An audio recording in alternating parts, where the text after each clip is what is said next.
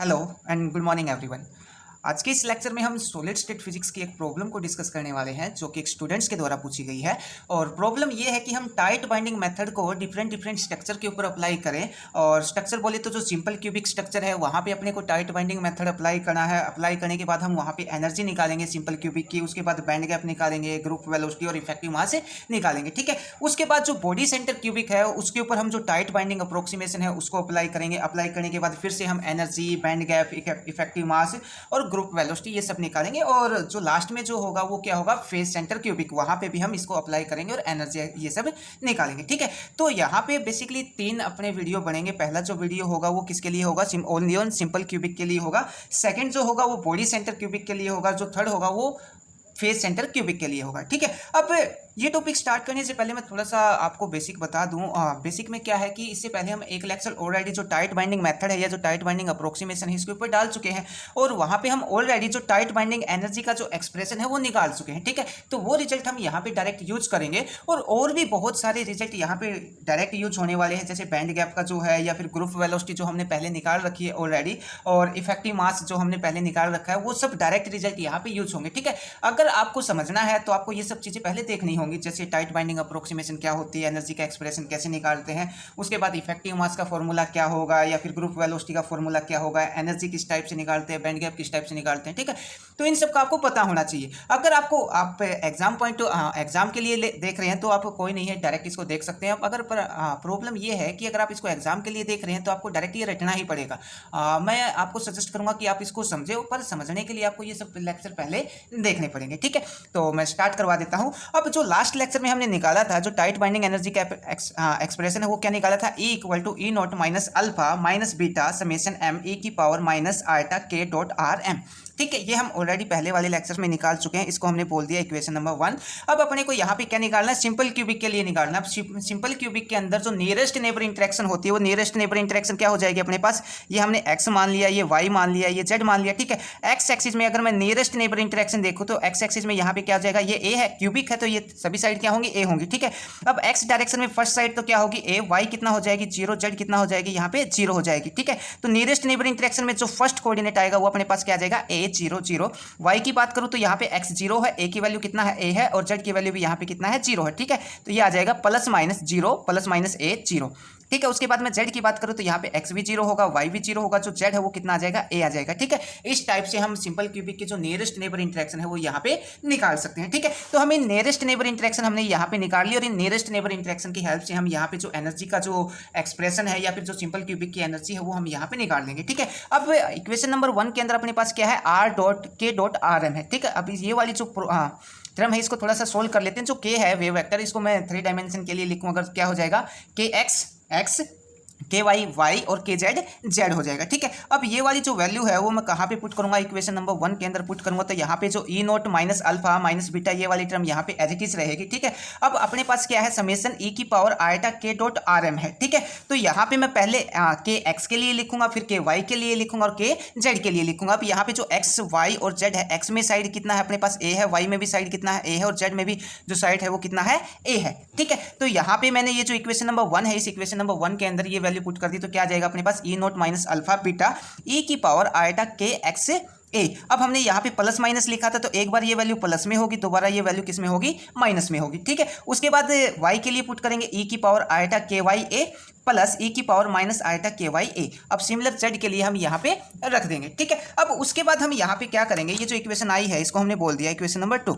अब अगर ये वाली जो टर्म है, ये वाली जो टर्म है, अगर मैं इसको ध्यान से देखूँ, अगर मैं इसको 2 से मल्टीप्लाई करवा दूँ, 2 से डिवाइड करवा दूँ, तो ये किसका फॉर्मूला बन रहा है, कोस थीटा का फॉर्मूला हो जाएगा अपने पास। ठीक है, तो ये वाली जो टर्म है, ये टर्म ये टर्म ये टर्म, ठीक है, इन तीनों को मैंने 2 से मल्टीप्लाई करवा दिया, 2 से डिवाइड करवा दिया। 2 से मल्टीप्लाई और 2 से डिवाइड करवाते ही अपने पास ये फॉर्मूला बन जाएगा। ठीक है, और इस फॉर्मूले को हम क्या लिख सकते हैं, कोस थीटा लिख सकते हैं।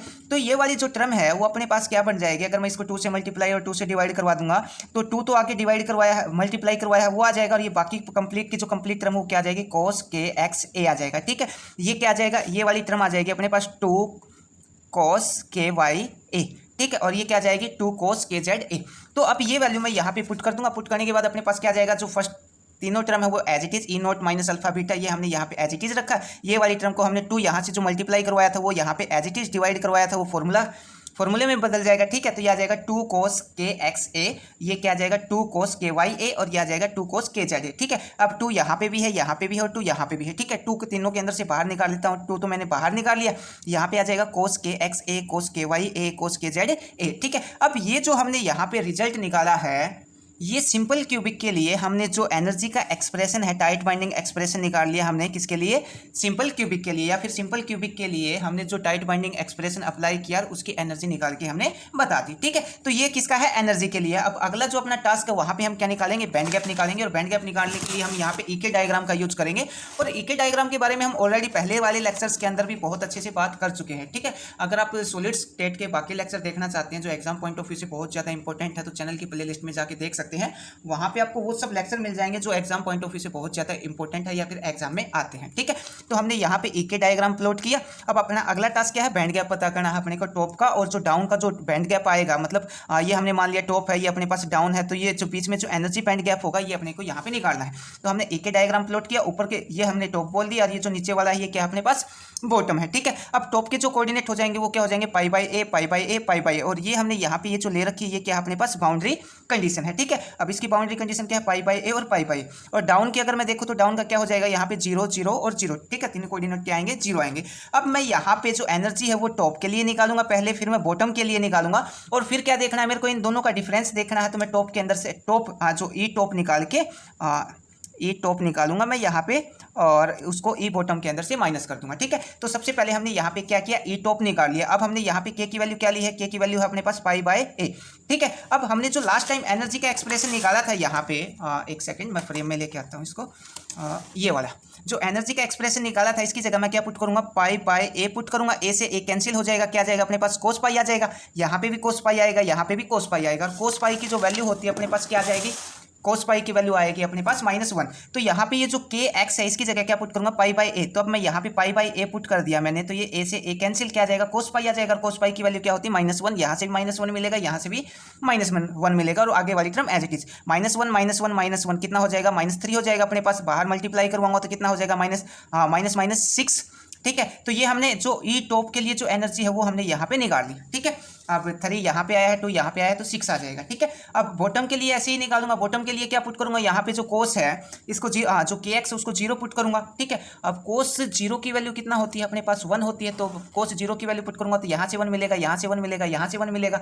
तो अपने पास जो ई बॉटम की जो एनर्जी है वो ये वाली एनर्जी आ जाएगी, ठीक है। अब अपने को निकालना क्या है, अपने को तो निकालना बैंड गैप है। तो बैंड गैप कैसे निकालेंगे, जो टॉप की जो एनर्जी निकाली है उसके अंदर से बॉटम वाली एनर्जी है उसको मैं सब्ट्रैक्ट कर दूंगा। बॉटम वाली जैसी एनर्जी, ये ई टॉप की वैल्यू रखी, ये ई बॉटम की वैल्यू रखी, ई नोट से ई नोट कैंसिल, अल्फा से अल्फा कैंसिल, ठीक है। और ये माइनस ये दोनों क्या हो जाएंगे, ऐड हो जाएंगे। तो अपने पास जो एनर्जी बैंड गैप आएगा, जो डिफरेंस आएगा वो कितना आ जाएगा, delta E equal to delta E equal to 12 beta, ठीक है। अब यहाँ पे हमने लिख रखा था energy are confined to a band of width 12 beta, ठीक है। और ये जो बैंड गैप है ये बहुत ज़्यादा यहाँ पे स्मॉल भी होता है, ठीक है। उसके बाद हम नेक्स्ट निकालेंगे ग्रुप वेलोसिटी। और ग्रुप वेलोसिटी निकालने के लिए जो ग्रुप वेलोसिटी का जो डायरेक्ट रिलेशन है वो आपको पता होना चाहिए। हमने क्या किया, यहाँ पे ग्रुप वेलोसिटी सिंपल क्यूबिक के लिए निकालेंगे तो जो कोस के ए है मैंने इसको अप्रोक्सीमेट किसके इक्वल मान लिया, मैंने इसको अप्रोक्सीमेट इक्वल मान लिया। यहाँ पे ये लिख देता हूँ, थोड़ा मिस्टेक है इसमें, 1 माइनस के एक्स स्क्वायर और ए का स्क्वायर डिवाइड बाय 2, ठीक है। मैंने इसको कोस के को मैंने अप्रोक्सीमेट इसके इक्वल मान लिया, ठीक है। तो अब जो एनर्जी जो हमने एनर्जी निकाली थी सिंपल क्यूबिक के लिए, ये एनर्जी का एक्सप्रेशन है। यहाँ पे मैं वो सब वैल्यू पुट कर दूंगा। यहाँ पे क्या है, कोस के ए, कोस के एक्स ए, कोस के वाई ए, कोस के जेड ए। तो ये वाली जो वैल्यू है वो मैं यहाँ पे पुट कर दूंगा। तो फर्स्ट तीनों टर्म एज इट इज आएंगी, यहाँ पे वैल्यू रखूंगा, कोस के की जगह ये आ जाएगा, सेकंड टर्म में ये आ जाएगा, थर्ड टर्म में ये आ जाएगा, ठीक है। अब यहाँ पे 1 यहाँ पे है, 1 यहाँ पे है और 1 यहाँ पे है। 1 मैं तीनों में से निकाल लूंगा, क्या आ जाएगा अपने पास 1 1 1 3 आ जाएगा, ठीक है। 1/2 इसमें भी कॉमन आ रहा है, 1/2 यहाँ से भी 1/2 यहाँ से कॉमन आ रहा है, 1/2 मैंने बाहर निकाल लिया। यहाँ से के एक्स स्क्वायर लिखा, यहाँ से के वाई स्क्वायर लिखा और यहाँ से के जेड स्क्वायर लिखा। ए स्क्वायर तीनों में से कॉमन था तो मैंने यहाँ पे निकाल लिया, ठीक है। अब ये वाली जो वैल्यू है वो किसकी है अपने पास, ये वेव वेक्टर एक्स डायरेक्शन में, वाई डायरेक्शन में, जेड डायरेक्शन में तीनों को ऐड कर दूंगा तो टोटल वेव वेक्टर आ जाएगा। ठीक है, तो इसको क्या लिख दिया के स्क्वायर, ये ए स्क्वायर वाली टर्म यहाँ पे एज इट इज और डिवाइड में जो 2 था वो एज इट इज और आगे वाली टर्म हमने यहाँ पे एज इट इज रख दी। ठीक है, अब अपने को क्या निकालनी है, ग्रुप वेलोसिटी निकालनी है। ग्रुप वेलोसिटी निकालने के लिए अपने को क्या करना पड़ेगा, ये जो एनर्जी का एक्सप्रेशन आया है इसका के रिस्पेक्ट में डेरिवेटिव करना पड़ेगा। के रिस्पेक्ट में डेरिवेटिव करूंगा तो फर्स्ट टर्म 0 हो जाएगी, कांस्टेंट है, सेकंड टर्म 0 हो जाएगी, थर्ड टर्म में जो ये वाली टर्म है इसमें के की टर्म है। ठीक है, तो ये 0 नहीं होगी, ये 2 बीटा यहाँ पे ये जो 2 बीटा है वो यहाँ पे एज इट इज, 3 कांस्टेंट है, 0 हो जाएगा। के स्क्वायर का करूंगा तो 2 आगे आ जाएगा, ए स्क्वायर यहाँ पे as it is divide by 2 यहाँ पे एज इट इज। ठीक है, तो यहाँ पे डी ई बाई जो डी बाई डी के अपने पास आएगा वो क्या जाएगा 2 बीटा और यहाँ से क्या जाएगा, ये 2 हमने यहाँ पे बाहर निकाल लिया, क्या जाएगा 2 बीटा के स्क्वायर ए, ये वाली टर्म अपने पास आ जाएगी। एक सेकंड, इस 2 से ये 2 कैंसिल हो जाएगा। ठीक है, और ये जो 2 बीटा है ये बाहर क्या है, मल्टीप्लाई में है, तो अब ये वाला रिजल्ट अपने पास आएगा। ठीक है, अब इसके बाद जो अगला जो एक्सप्रेशन रहता है वो किसका है अपने पास से, जो मास डिफेक्ट है या जो सॉरी मास डिफेक्ट नहीं, इफेक्टिव मास का जो है उसके ऊपर है। ठीक है, और ये हम करेंगे अगले सेक्शन के अंदर। तो अब ये जो एक्सप्रेशन है वो किसका है, इफेक्टिव मास का है। मैं यहाँ पे हेडिंग डाल देता हूँ इफेक्टिव मास।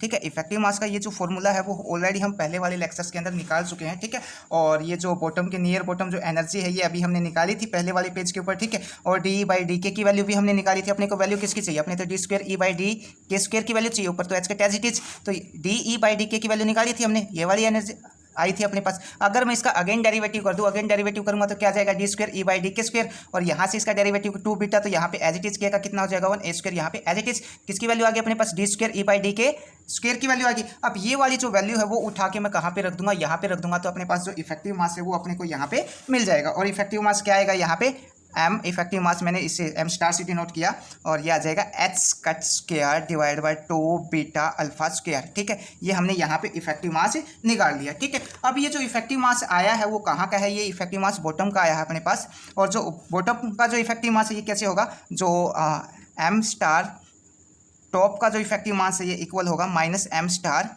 बॉटम वाले के। ठीक है, तो जो टॉप ये हमने किसका निकाला है, बॉटम का। अगर मैं टॉप का निकालूंगा तो क्या जाएगा अपने पास एम स्टार, और ये टॉप का निकालूंगा तो टॉप लिख दिया, यहाँ पे आ जाएगा H cut square by 2 beta alpha square, और ये माइनस का साइन यहाँ पे आ जाएगा। ये हमने इफेक्टिव मास निकाल लिया किसका, टॉप का। ठीक है, तो ये क्या था अपने पास जो सिंपल सा एक्सप्रेशन है किसके लिए, टाइट बाइंडिंग मेथड हमने यहाँ पे किसके लिए अप्लाई किया, जो सिंपल क्यूबिक है उसके लिए अप्लाई किया। अगर यहाँ पे आपको कोई बात समझ नहीं आती है तो मैसेज करके या कमेंट करके पूछ सकते हैं। ठीक है, बाकी यहाँ पे समझने का कुछ है भी नहीं अगर मैं सच्ची बताऊँ तो, क्योंकि ऑलरेडी पहले वाले जो लेक्चर है वहाँ से डायरेक्ट रिजल्ट उठाया है, इसके अंदर वैल्यू पुट की है, वैल्यू पुट करके हमने energy, band gap, group velocity, effective mass निकाला है। ठीक है, अगर आपका बेसिक क्लियर है तो ये लेक्चर समझने में आपको कोई भी दिक्कत नहीं होगी। अदरवाइज अगर बेसिक क्लियर नहीं है तो फिर आपको ये रटना ही पड़ेगा या फिर पहले वाले जो लेक्चर है वो आपको देख के आने पड़ेंगे। ठीक है, अगर फिर भी कोई प्रॉब्लम होती है तो आप मैसेज करके या कमेंट करके पूछ सकते हैं। Thank you.